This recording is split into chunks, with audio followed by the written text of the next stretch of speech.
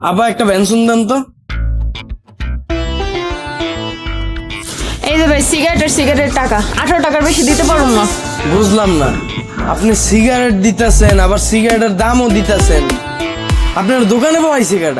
আমার দোকান আমারে বহাইব কেডা? সিগারেট নিছেন, সিগারেটের দাম দেব না আপনারে? দাম না দিলে আপনি সিগারেট নিবেন? আজব কাহিনী তো। আমি কে? আপনি কি আমি কেমনে কমু? আপনারা তো আগে পরে এলাকায় দেখি নাই। আরে আমি ওইটা বুঝাই নাই, বুঝাইছি যে আমি কাস্টমার না। হ্যাঁ তাইলে আমি যদি কাস্টমার হয়ে থাকি, আপনি কে? দোকানদার। তাইলে আপনি দোকানদার, আমি কাস্টমার। আপনার কাছ থেকে যদি আমার কিনতে হয় কিছু, তাহলে টাকা দিয়ে কিনতে হইব না?